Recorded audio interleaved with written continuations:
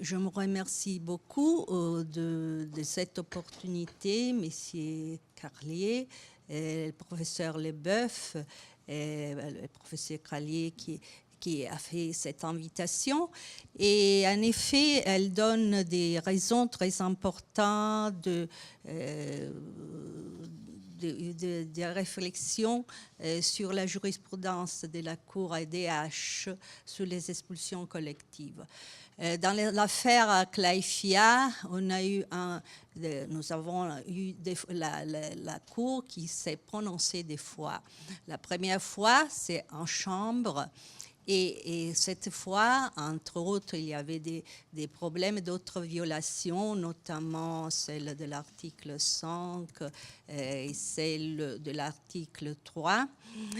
Et il y avait d'abord les problèmes de la violation de l'interdiction d'expulsion collective qui est prévue par l'article 4 du protocole 4 à la Convention. Or, la Cour a analysé, pour ce qui nous concerne, les thèmes qui font l'objet de la discussion, c'est-à-dire les expulsions collectives. Elle a analysé d'une peu la deuxième fois, surtout quand elle s'est prononcée à grande chambre, et elle a donné un arrêt en termes différents de celui qu'il avait donné la première fois à chambre. Elle a analysé les sources internationales et elle s'est penchée sur le déroulement de la procédure.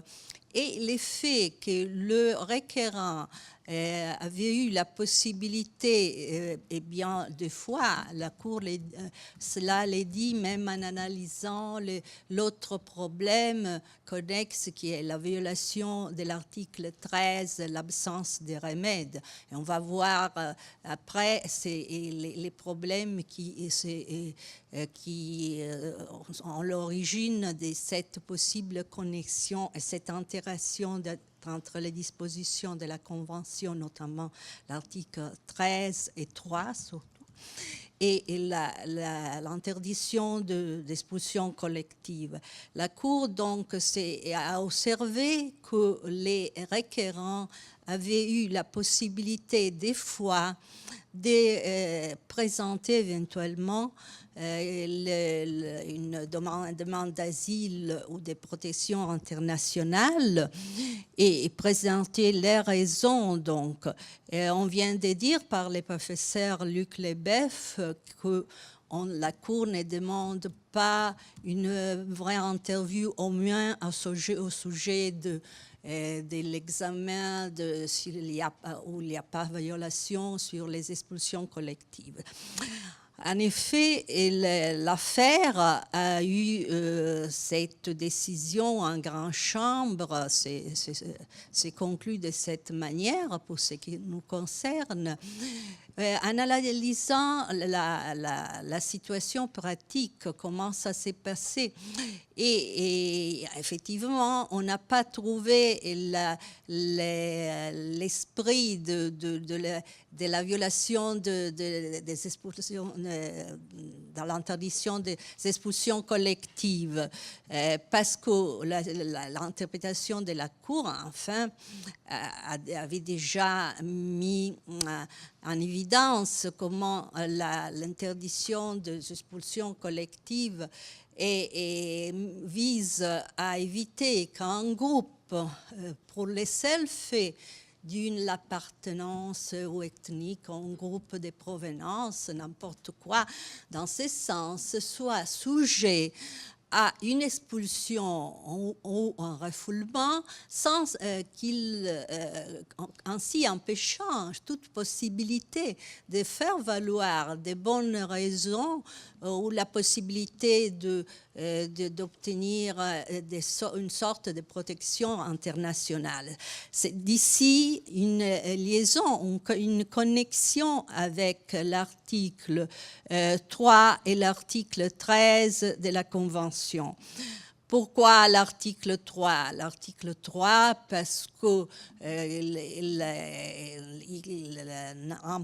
l'article qui interdit pas seulement la torture, mais tout traitement inhumain dégradant, et un article d'un grand impact et empêche ainsi de refouler des personnes dans des pays dans lesquels il pourrait s'avérer qu'ils subissent des traitements incessants, inhumains ou dégradants. Et alors, l'expulsion collective, c'est une façon très, très, très évidente d'empêcher cette possibilité de faire valoir sa situation, les risques qu'on va courir. Je peux citer les faits qu'entre les pays qui font partie du Conseil de l'Europe ont adhéré à la Convention, même les pays qui, bien que ne pose lui-même en question les droits fondamentaux, aussi dans celui, il s'avère qu'il y a une situation inadéquate qui ne peut pas assurer le respect des droits fondamentaux pour ce qui concerne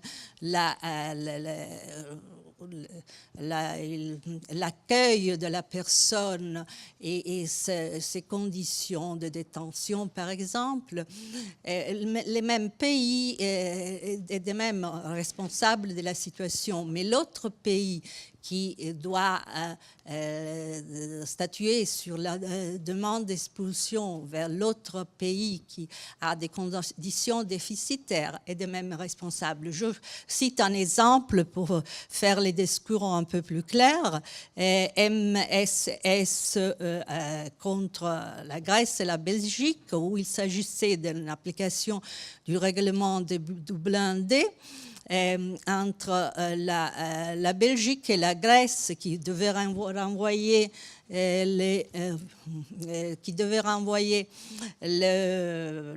requérants dans la Belgique à la Grèce, qui n'étaient en mesure d'assurer un champ d'accueil ou la détention en attente, il faut l'appeler comme ça, quand les migrants sont en attente ou d'expulsion ou bien que soit évaluée leur demande de protection internationale.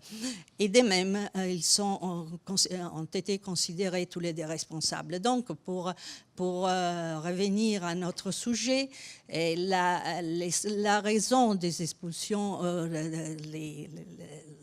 les motivations qui sont à la base de cette violation peuvent être très liées à celle de la violation de l'article 3 et même 13 pour l'absence des remèdes qui ont les requérants n'ont pas la possibilité d'exploiter. Nous sommes maintenant en attente que la Cour examine à nouveau la question de l'application de l'article 4 du protocole 4, quand la dernière... merci.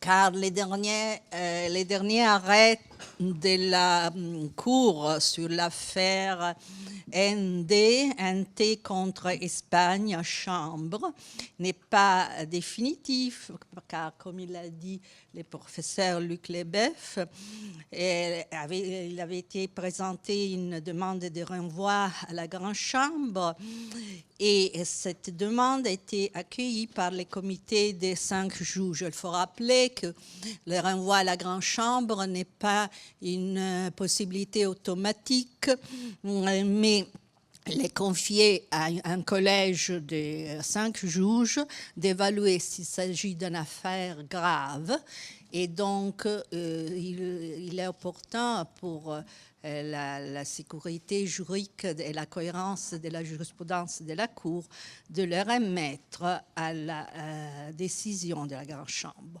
Maintenant, on me fait voir, je presque terminé, mais enfin, je peux dire que je reste à disposition pour des questions éventuelles. Je vais profiter pour garder ces 2 minutes que j'aurai encore pour terminer, parce que, et bien sûr, les questions, vous pouvez les poser en anglais. Hein.